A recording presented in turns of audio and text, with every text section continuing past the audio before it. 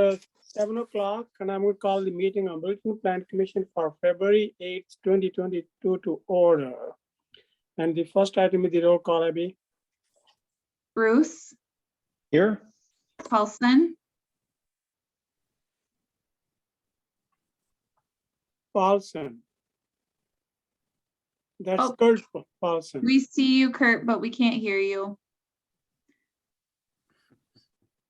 Is Ramsey on? I think Ramsey is still at L&O. Slavish Here. and Brar is present. We are missing Erdman, Hermans, and Schaefer this evening, and Ramsey right now. Okay, And so you can hear me, Abby, right? We can hear you, Kurt. Thank you. Fixed, thank you. Okay, so can we, We How have many members? 4 members of 7 present.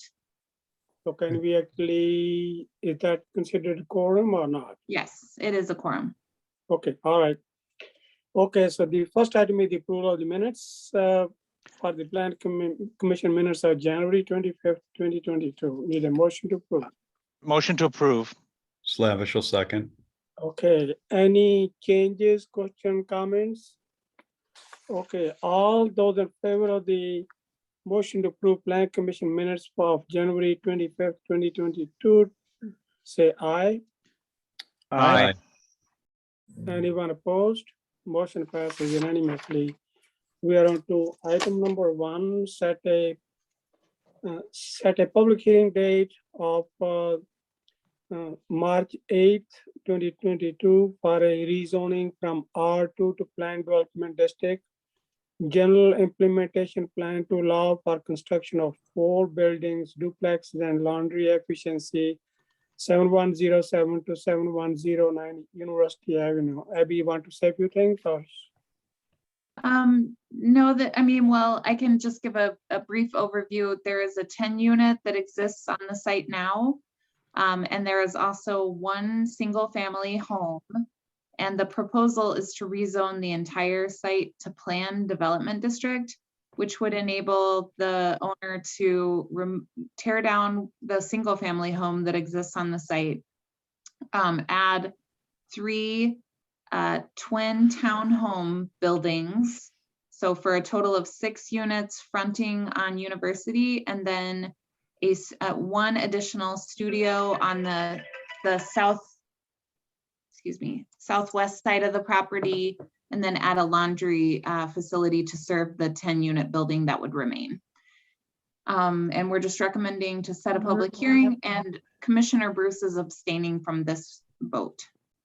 Okay, need a motion to set a Move to set a public hearing for March 8th, 2022. Slavish will second. Okay, any questions or comments? So just to set a public hearing date.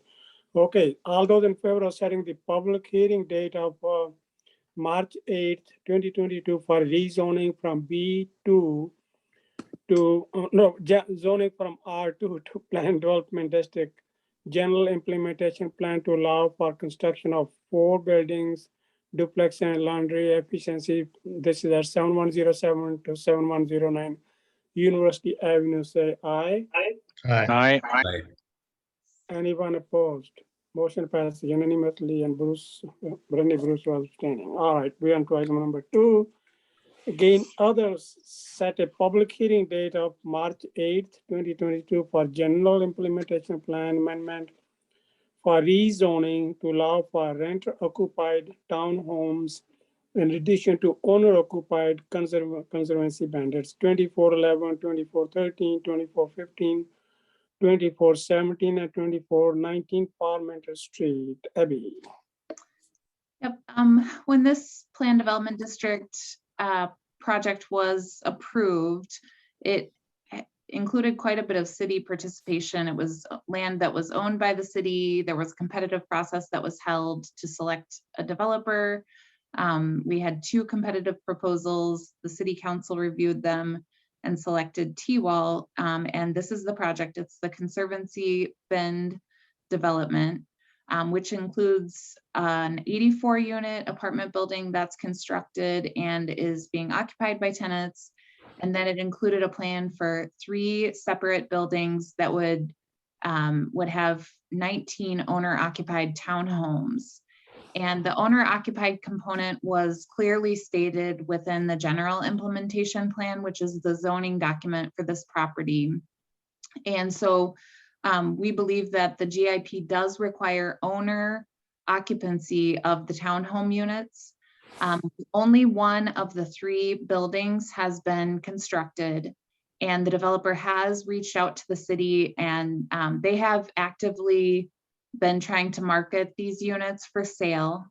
They've listed them at $450,000 and $520,000. They've been on the market for quite some time.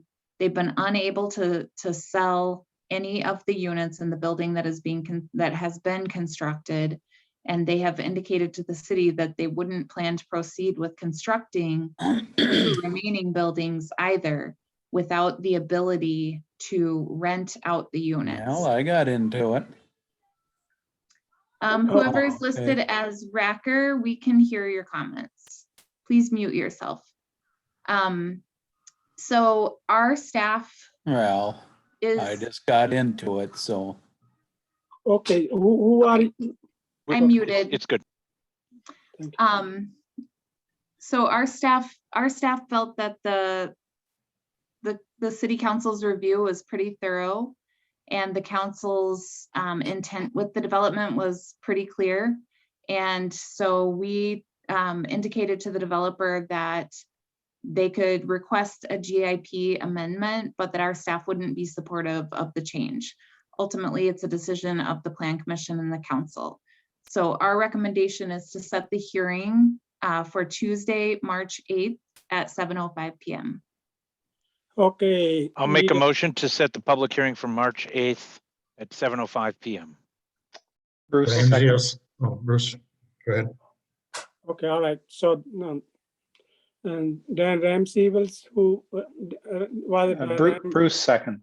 Oh, Bruce second, okay, all right. Any further question or comments? So just setting a public hearing, I guess they have tried very hard. If you can't sell it, I guess you can't, well, anyway, we will talk about that when we have public hearing, so. Okay, so any other questions or comments? The motion is to set a public hearing date of March 8th, 2022 for general implementation plan amendment for rezoning to allow for renter-occupied townhomes in addition to owner-occupied conservancy band 2411 to 2419 Parliamentary Street. All those in favor of the motion say aye. Aye. Anyone opposed? Motion passes unanimously. We are on to item number 3, which should be, it says certified survey map, CSM combined 2 lots, LB Lands Investment 8210 Forsythia Street. So Mark isn't there. You want to take it, Abby, or Daphne, or somebody else? Sure, this is the lot that's just east of Kiva in the Airport Road Business Park. There are 2 lots, they're combining them into one. As you can see on the screen, our engineering staff did have 4 engineering staff comments. So before we can approve a CSM, we would need a resubmittal from the applicant. But our recommendation is for approval subject to resolution of engineering staff comments. And this one does need to go to Common Council for approval as well. Okay. Okay, any questions for Abby or any other questions? Then I'll make that motion to recommend, to approve the CSM contingent on resolution of engineering staff comments and recommend that the Common Council accept the right-of-way dedication. Okay, need a second. Ramsey, a second. Okay, any further questions or comments? Okay, so the motion is to approve the certified survey map, which will combine 2 lots, and this is owned by LB Land Investments, 8210 Forsythia Street. And the motion includes the resolution of engineering staff recommendations and the Common Council to accept the right-of-way dedication. All those in favor of the motion say aye. Aye. Aye. Aye. Anyone opposed? motion passes. Wow, we are on the roll. Item number 4, design review for Canopy Ranch Auto, 3113 Laura Lane. Who is going to take it? Abby? Daphne? I can take Daphne? it there. Okay. Yeah. So they're just adding a canopy here. I spoke with John from Baraboo Awning today, and they said there's not going to be a sign. It's just the vinyl canopy, and it's just going right over their entrance. And typically with these setbacks, there's no issue with where it is located. So you're quite happy with it, looks like it. And that awning looks good. Okay. Any questions or comments? Need a motion to approve. Ramsey will move approval. Need a second. Slavish will second. Okay, any questions or comments? Any questions or comments? Okay, all those in favor of the motion for the design review for canopy for the ranch auto 3113 Laura Lane, say aye. Aye. Aye. Anyone opposed? Motion passes unanimously. We are on to item number 5, the last item, folks. This is the concept review for Acre Farm Subdivision, Encore Homes, 4882 High Road. Abby, who's going to take it? There's going to be some presentation here. Yes, we will have a presentation from the applicant. This is just a preliminary concept review for a subdivision within one of the really small remaining growth areas that we have within our preliminary growth area in the town of Springfield. So our plan commissioners are familiar with the process that we've had with the Bell Farm development, where we have to go through an expansion of the central urban service area to get services to an area. We need zoning and platting. It's very similar with one change, that this property also would have to come into the city and be annexed. The developer is Encore, and I saw that we have Chad Wubin, who's the president of Encore, on the call. We also have Bruce Morrow and Tom Rogers from Smith Group, and they are planning to make a presentation. Before they get into the presentation, I just wanted to note also that the Plan Commission received a request from the chair of the city's sustainability committee to add sustainability committee to the list of committees that this gets referred to. So I'll go ahead and turn it over then to the. Absolutely agree. And we may also have to add CLC as well, because there's some conservancy areas here. So anyway, okay, so we are ready for the presentation. Okay, good evening, everybody. Thanks for taking the time to take a look at our concept plan tonight. As Abby said, my name is Chad Wibben. I'm the president of Encore Homes. We've been developing and building in Dane County for over 40 years, and we are working with the Acre family to develop this piece of land, which is fits really, really nicely into your comp plan. I won't get into too many details because I'm going to let Tom Rogers and Bruce Morrow, who are our planners, get into the meat of the presentation.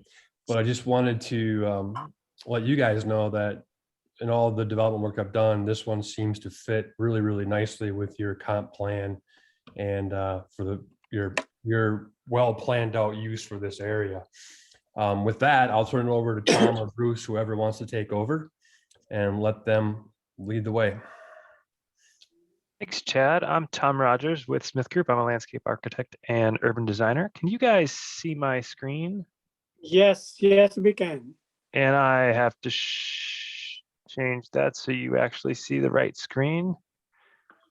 That should look a little bit better.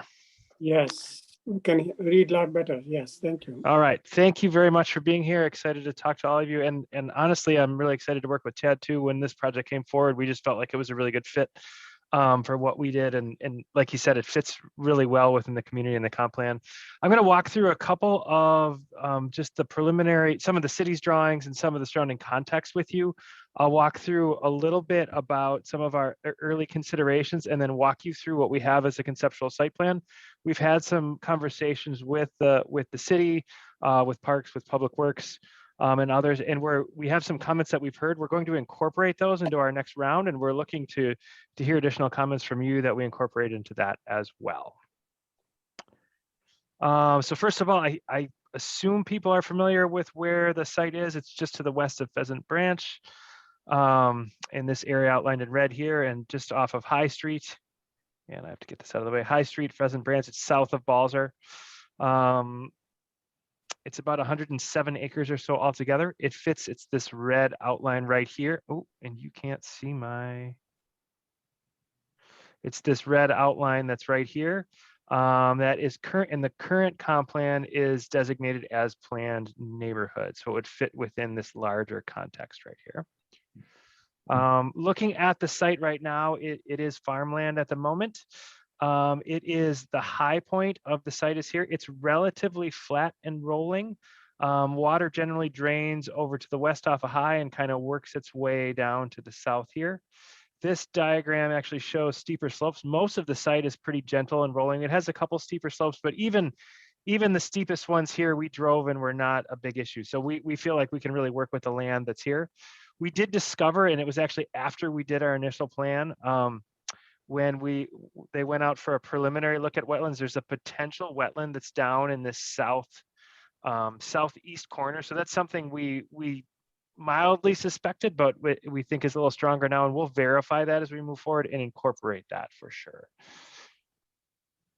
And we also talked to the county and looked at the overall bike plan and the routes that this goes through, the bike path going up Bellefontaine and ultimately connecting north of the site. The other thing that you'll see here in the larger plan is conservancy space here, and then potential for future parkland somewhere on the site that has been planned. We spoke with Public Works about existing utilities. It's served potentially right now from the west side of the site, and they would like to connect up Pheasant Branch with both water and sanitary. So a little bit just on housing types and kind of where we started. This shows not the design that we have. We'll show a next slide that evolves that a little bit, but kind of where we started and what our targets were for things. And some of our preliminary goals, which one was to create a mixed use and then mix of housing types. And I'll have another slide after this that I'll show you some of the different housing types we're considering. Second is to lay this out in a way that has really good connectivity to the surrounding neighborhood and creates a strong quality and character of place. And one of the things that we saw that we really liked was just that connection to Pheasant Branch. And we've been thinking about how we look at connectivity overall and how open space and public space can be a center that pulls that in and makes this really feel like its own unique destination that fits within its greater context. And then third, really thinking about how we integrate stormwater throughout. So it's an integrated plan. It's not just a big pond at the end. We did a preliminary calculation for what we might need. And our goal is to reduce that to the extent we can, making sure we meet all the volume requirements at the end of the line, but trying to intercept everything we can along the way to try to minimize that as a larger impact to the site. So the general uses, we'll talk about senior housing, cottage homes, apartments and townhomes, and then single family. And I think most of those are self-explanatory, but when we refer to cottage homes, we're referring to a product that looks like this, something that is alley loaded. It's a slightly smaller house with a walk that is open to a smaller open space, and they're in smaller clusters. When we look at townhomes, this is a product that Chad is currently building on another site, some single family housing as well. And then senior housing, this is just an example of what we show, a block of senior housing. This is not designed yet. We're showing an acreage of land right now. We will anticipate this being a cluster of different buildings with a few different things in them. This will have a mixed use component to it as well. Chad, anything else you want to point out about that senior living component? Oh, you're muted. Not specifically at this time, but I'd be happy to answer questions about what we anticipate if there is some after your presentation. All right, sounds good. All right, so when we look at the overall concept plan, I'm going to go one last thing before I go to that. The other thing that we really looked at was the surrounding context and what's where and where density should really be. And the big overriding thought we had is thinking about how we connect that. We really wanted to center more density around High Street and really get less dense as we moved farther to the east. This is really the main connection. It's a lot harder to connect out here. So we saw this as being busier, and therefore it just made more sense from a density standpoint. So we looked at the extension of Bellefontaine, and really that being that main spine or main corridor that moved you through the neighborhood from a vehicular standpoint. Locating that senior living component and apartments out on High Road, where again, that's our busiest road, in this pocket neighborhood or cottage home product fitting around and in between that. And our townhomes really bordering what's our primary circulation zone. Creating one connection in between and across to Pheasant Branch. There are some existing outlots that you see here, and there's actually one more that was added. We knew it was coming, we just didn't know the exact location during the process that was added. Then you'll see what we looked at as park space, a larger park here of around a little over 4 acres. And this is actually probably the nicest spot on the site. This is, as I pointed out before, the high point of the site. So we expect you'll have some nice views off of here. And then really making that prime space that's really at the center of everything. Trying to connect that through with paths. And we anticipate actually growing this little space a little bit more and getting a little bit more usable park space out of that. We think that would be a real positive. These blue lines indicate multi-use trails, or that could be potentially used as walking or bike routes that are interconnecting the community and then creating that connection down to Pheasant Branch. We've identified an area down here as stormwater management. We'll work on how those sizes fit all together as I talked about integrating that stormwater throughout. Again, there was the wetland that we found partway through our planning that sits at the bottom, so we expect this portion to modify.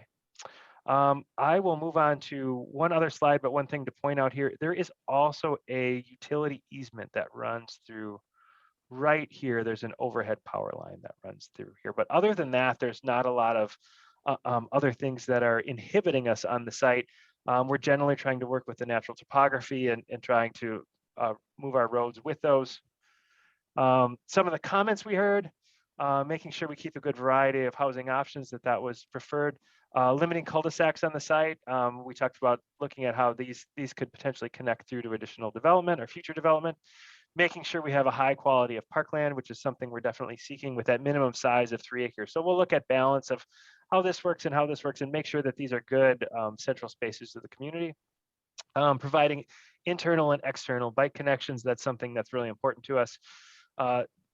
Making sure we're cognizant of sightline issues on Pheasant Branch. This does go up and down a little bit here. So we'll look at how these final connections work from a trail standpoint and making sure there's great visibility. This is that outlot that I talked about before. So one of the things I'll point out is some of these spaces, we were waiting to find out the final layout of that. So we'll refine these spaces as we move forward a little bit. As I mentioned, we'll connect to water and sanitary on the west side for High Road, but we will also look to extend a connection on Pheasant Branch. And with Dane County, our feedback was that the trailhead at Acker Farm shifted. So that the old Desire was crossing through here, and it's actually moved up to the north now. So with that, I'll leave it at that. And then we would love to hear if there's any questions or comments. I can go back to any of the other documents if you want to look at anything. Otherwise, I'll just sit right here and we'll look forward to what you have to say. Okay, so Roger, I will start. So to begin with, you don't see any issues with the sewer and water connection. I mean, in terms of cost, because I know there was one other development, the cost was so high. In this case, you can connect it to the Misty Valley or Middleton Ridge, and it's not such a big issue. Is that true? Yes, that is what we anticipate at this point in time. Yes. Okay. Now the second question is that so you're aiming for to take care of 100% of the storm water at the site. Is that true, Chad? That true? No, that is not true. That was a staff recommendation that came up in the agenda that came out last week. That's a conversation that needs to remain ongoing. Okay, all right. So, okay, well, it's I like the overall. It really looks very nice. We didn't really have any new housing development, and this will really meet that need. And And the way it's all laid out with senior housing, apartments, and different types of family, single family homes, it all looks very good. And then you got all the trails. I think it will be fabulous when it's done. So I also like, your area on the south side and the green area, which will be, I don't know whether it will be a park or conservancy. I think that would be awesome. Anyway, I like what I see. So Kurt, you have your hand up. Go ahead, please. Kurt Yeah. Carlson. As you can imagine, I just have lots of questions. So let's start with the orientation towards the Dane County expansion of Pheasant Branch Conservancy. And at least I understand Pheasant Branch Road is sightline issues and hard to cross. But if one of the selling features, both for the city and for you, is proximity to Pheasant Branch, the design sure seems to be more focused internal to the internal circulation than to focus on that. So I'm just, I guess for Tom, what your design principle is that will cohere this neighborhood? Because right now it seems a little, I guess, lots of things happening, but unclear what the design principle is. That's a good question. And when we talked about Pheasant Branch, we were thinking a lot about that pedestrian experience and thinking that people would cross there, but not necessarily facing homes outward facing to Pheasant Branch. We were more Pheasant Branch Road, thinking of the Conservancy in the physical location on foot going across Pheasant Branch Road to the Conservancy. And we really liked that. But once you got in, one of our big ideas was to try to pull this idea of open space through, almost like we were pulling the Conservancy through, thinking about that there's this interconnected open space on foot. And then from a vehicular standpoint, we were actually minimizing connections to this road because of the speed on the road, the lots that are here, making sure that we don't have too many connections and some of the conflicts inherent with that. And has Dane County decided where the trailhead and the trails are going to be? On the new portion, I've not seen that. I think Mark, anyway, I think Okay. they are laid out quite a bit of that, but I haven't. Okay. I just Abby haven't would seen know. it. They Yeah, sent, Yeah, go ahead. that one map we sent was a new 2021 map, and they're making a trailhead up at the old Acre Farm. They're putting a trailhead there, and that's why they want to shift it up. Okay. So And there will be like parking and an actual trailhead, or that's just going to be services without They a said parking? They said there's a park. They used the word trailhead, and they've redone some of the parking up there, the driveway or something. That was the note we have. I can look it up if you want specific. I'll have to look wording. at it. I'll just have to look it up. It's just if we can go back to the site plan, a couple more questions. Yep. Then I'll let Randy get in here. So if you're thinking of the pocket neighborhoods, which you also call cottage, Chad, I'm thinking of your, you know what I'm going to ask about Chapel View, where you really have even smaller houses that don't have their own kind of individual driveway. But what you're showing there in the pocket neighborhood is much more of the what we see in Middleton Ridge, Misty Valley, which is the kind of narrower lots, alley loaded, but still everyone having their own individual driveway, own zero lot line or small lot line. Can you just talk a little bit about which you're doing? Yeah, I would envision this as being pods with open space. So maybe 10 units are surrounding open space, and it's more of a pod. It's not necessarily a straight alley square block type of thing.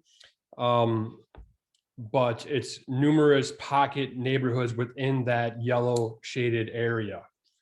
So that development has to come a long ways yet, but that's how I would, does that make sense, Kurt? I mean, yeah, so it's individual driveways though, and individual lots, not like the Chapel View kind of concept. That's correct. There would have to be alleys if we want to face the fronts of the homes toward the courtyard, but they're not rectangular. They're not, I want to try and create pods. If that, I don't know if that's a good word to describe it, but I could see 10 to 12 unit pods, you know, and maybe there's 4 or 5 of them in that yellow or something along those lines, but there'd be individual pods of cottages that are all connected to the same place, and they would share some green space with all the pods, and some would have their own private green space, or at least more private, if you follow what I'm saying. But I think we've got a lot of opportunity to make a really unique pocket neighborhood within this neighborhood, and it wouldn't be a square block. It wouldn't be like I had to do in Chapel View because the city of Madison only allows so many things to vary. You know what I'm saying? So it's not necessarily a Middleton Hills where there's front roads and alleys and then front road and alley, but it may have circular alleys that go behind cottages that are configured in a circle or something like that, if that makes sense. It does, and that's, I think from a city's perspective, we like the idea of a variety of housing types, and so even these kind of smaller houses, proximity to green space, maybe the kind of house that a senior would want. It's a smaller house; they can just walk out onto grass. So that's really a cool concept. I guess the third question is on the townhomes. Is that going to be like a double loaded street, a couple of smaller kind of single loaded streets? A couple of smaller single loaded streets. There probably will be rear access to those townhomes. So those will shape up with private alleys that feed the backside of the townhomes. And that plan's a long ways from developed as well, but that's the kind of neighborhood mix that I see in there. Kurt, And if I can explain something, I think maybe you understand this, but we have found a way to provide some more achievable housing by using the townhome product, not in a condo format. Right. So we do it with shared maintenance agreements and so on and so forth, but it really, it provides the only way I can figure out how to make something more affordable, Kurt. Right, and I know we've talked about that, and Tom, I like the idea, if you're going to do townhomes, of a really almost narrow single loaded street to kind of give it a more residential flavor, to bring down some of your costs. And I guess then my only other point, we can circle back, but I agree with the staff. We're going to look pretty askance on cul-de-sacs.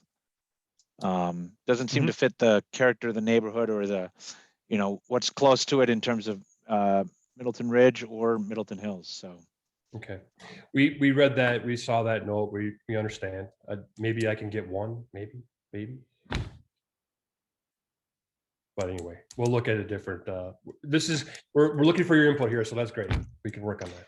Yeah, one thing I was going to point out with the pocket neighborhoods, what we tried to do at this planning level was just make sure we showed you an example image and make sure that those yellow chunks of land are big enough to fit that. But we didn't finalize the design. We looked at it as bigger pods that will fit in. So we're keeping all those things in mind, kind of putting the puzzle pieces together, and then we'll look at refining that after we get your comments, and then we'll incorporate those into a what I think will be a really nice design.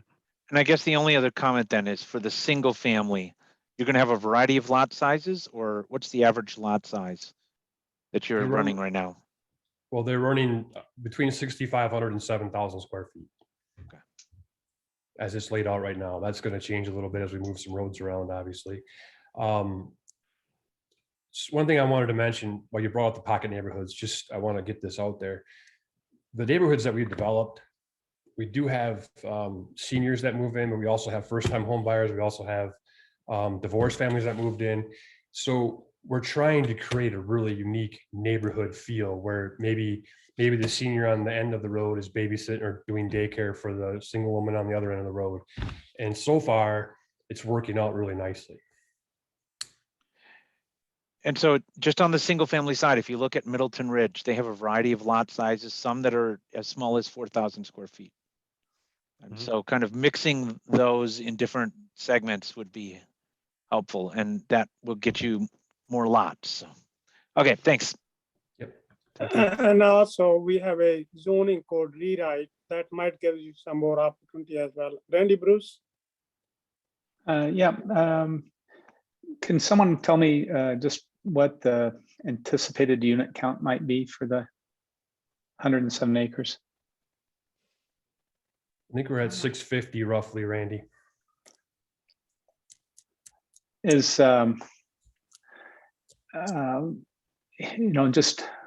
I don't know if I'll be contrarian here, but this is one of our last developable pieces here in the city, and I'd certainly would encourage us to be receptive to as much density as we can get with a good plan, a good solid plan. I think we don't have much land. This is a prime piece. I'd like to make sure that we're not that we take full advantage of it. That's one comment I have. The other, going a little bit along the lines that Kurt was talking about, with a mix of single family lot sizes, I would totally support that. See a little bit more variety, maybe some of them being alley loaded, I think would be a positive. I'd even think it would be nice if the townhomes could be, maybe rather than all grouped together, could maybe spread out just a little bit within the development. I don't know if that's a possibility or not, but I think that would increase the interest in the neighborhood. It also would give not such a segregated feel to it. As far as Pheasant Branch Road goes, and backing up the lots there, I guess I understand how that's occurring, and what I would, as you get into the design a little bit more, it'd be nice to see kind of the natural landscape that's east of the road to move over to the west side and create a kind of a continuation of the conservancy area. And then the only other comment I have would be just, let's make sure that we've got as many connections to the to future development as we can. Right now, we're certainly making it difficult for this development to be permeable to future developments, and I'd like to make sure that occurs. That's a good comment. Thank you. So, Randy, you are done? Yes. So I have a few questions. That how did you select this area? Is it the ownership? Because wouldn't you want to have some area at the top, sort of northwest as well as a part of it, then also this southwest? So is it just the different people who own it and they don't want to sell it, or how did it come about? Yes, that's correct, Mayor. This property is available, the other ones are not. Okay. So now the Bellefontaine, well, the way I look at it, since it's going to be 2-lane road, it fits in pretty well with your plans here, right? Yes. I mean, we're a little bit off of where your comp plan shows Bellefontaine, so we'll work with staff and we might have to redo the northern part of it, but that's okay. We'll figure that out. Well, I guess that's just a plan. So if it needs to be moved a little bit, I don't think that's a problem. So what at one time I was thinking that, the Bellefontaine should go along High Road and then Bowser. But I think the way you have it, it really fits nicely and shouldn't be a problem. And especially since there's going to be a 2-lane, not 4-lane. So then that makes a huge difference, doesn't it? So that makes a huge difference. So, well, any further questions here? So what is, so it fits very well, like right across from Misty Valley. What do you think, how, maybe Abby can answer, how the remaining areas which will fit in with the whole city plan, Abby? So, or what do you, any thoughts there? Well, we know that the property to the south, from our recent conversations with the owner, they are not intending to develop anytime soon. But aside from this piece, the 107 acres, there's really very limited remaining area within that preliminary area. And then what happens after 75% of the lots in that preliminary growth area, I think it was identified as Area A in our intergovernmental agreement with the town of Springfield. Once 75% of the properties are platted, then we can enter into discussions with the town of Springfield about the next area, but it's likely to be years in the future when we'd be looking at that. So I think all of the areas that are within that area A are shown as this kind of mixed neighborhood in our comprehensive plan. So we're not just looking at any neighborhoods anymore that are strictly housing. We want a mixture of uses, and I think they've done a really nice job of trying to incorporate that. Commissioner Paulson does have his Yeah, hand raised. okay, I see it. So, yeah, it looks really good. I'm very impressed. Good. Yeah, I just wanted to even get more specific with Abby about Ziegler's property there to the south. He's not going to develop it for a while, but to Randy's comment, if you look at the road that's coming north-south connecting to the townhouses, should that road be developed, yeah, right there, to eventually connect through to Ziegler's property, and the same as one of the roads on the southeast side of the acre property, rather than being kind of a loop, should be some sort of connect right there. Yeah, some sort of connection eventually to Ziegler's property. Is that because if you look at the road in Misty Valley, the one that I guess it ends in a cul-de-sac, could that connect through to? I'm sorry, to Pheasant Ridge. I forget the names of neighborhoods. No, I think Yeah. Middleton that's the Ridge. Canal Street. I think what you're looking at is the Canal Street there, right? Yeah. Camille. Yes. Keneal right here. Yeah, that's the Canal Street, yes. Where is it? Right here. Yeah, it's, No, I was thinking specifically of hold on, I'm pulling up the Google Maps. Oh, Whittlesley you mean to the Road. south? Whittlesley Road to the south, it ends in a cul-de-sac, but it could conceivably be connected through. Or is there too much slope there? Whittlesley Road to the south in Pheasant Ridge that would connect through Ziegler's property up to yours. I And- think or- it's a wetland area, so that may be part of the issue. I don't know. Abby, do you know why? I think that is all wetland there. I think that there actually might be a gap in ownership there, but I could be wrong. I'm trying to pull it up too, but I can't get the site to work. Well, it's just something to explore because our comprehensive plan shows it all as planned neighborhood. And then that butts right up to existing neighborhoods, but there's that green.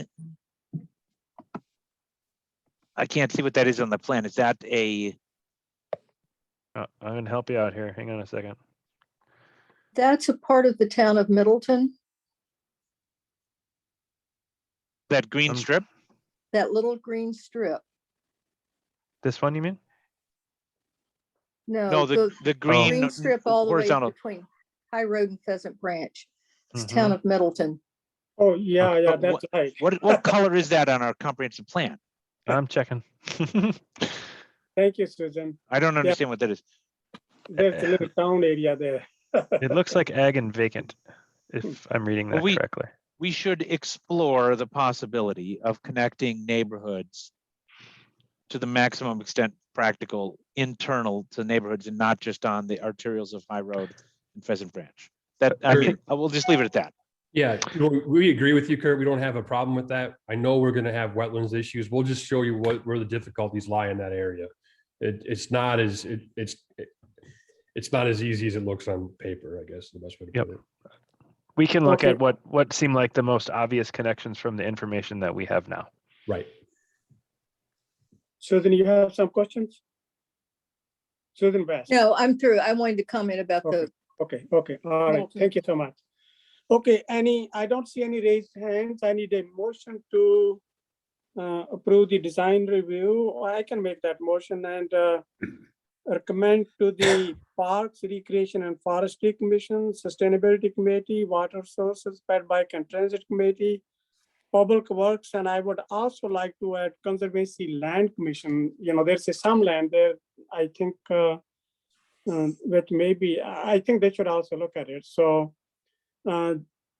anything, any other Ma- committee? Mayor, did your motion say concept approval? Oh, of course, yes. Okay. Thank you. Concept approval and then recommendation. And did I miss any other committees? Lisa, we got sustainability in there. That's very important committee, no question about it. So I guess we got the stormwater, right? Forestry, public works.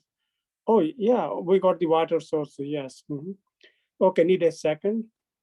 I'll second, Okay, but I think Any- Randy wanted to ask something. Randy, go ahead. Yeah, I just wanted to make sure that the concept approval included our recommendations Yes, and as yes, voiced. Yeah. yes. The approval of the concept and recommendation to these committees. Any further questions or comments? It's still not 8 yet, so if you have any questions or comments. Otherwise, all those in favor of the motion for the concept approval and recommendation of this to the Parks, Recreation and Forestry Commission, Water Sources, Pet Bike and Transit Committee, Public Works, Sustainability Committee, and Conservancy Land Commission, say aye. Aye. Anyone opposed? Well, motion passes. I was going to ask you, we don't ever recommend anything to library board. I mean, the library is very important component, and they provide the library services. Abby? I think it's, Did you have a question? Yeah, why don't we ever recommend anything to the library board? I mean, shouldn't they have some input that it does impact the library services? A lot of those new developments in the Bell Forum.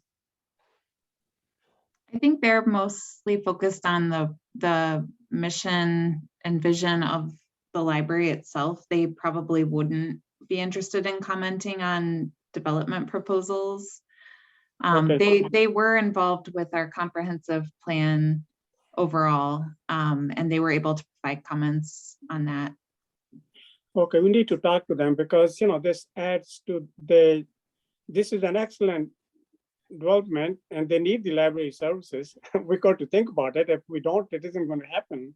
And the same with Bell Farms, it's possible that, we could have some sort of a center where the library services could be provided. So anyway, so I guess the motion passes and you guys can, we will send to those various committees. And does this go to it doesn't go to the council yet. It will be after go through the committee. So anyone else has anything to share before we have a motion to adjourn? Well, I was going to just ask Chad or Tom, when do you expect a kind of GIP submittal? We'll have to put our heads together tomorrow and incorporate the comments that we heard tonight, which I think there's some paths to do everything that you guys have asked us for, and we'll get back to it as soon as possible, Kurt. Okay. That's a great answer. Well, any other questions or comments before we have motion to adjourn? Okay, well, need a motion to adjourn. Okay, I make that motion, need a second. I'll second. Okay, any questions or comments? All those in favor of the motions to adjourn, say aye. Aye. Aye. Anyone Aye. opposed? Motion passes unanimously. Have a great evening and thank you to everyone. Thank you. Good Thank you. night. everyone. Have a good night. Thank you.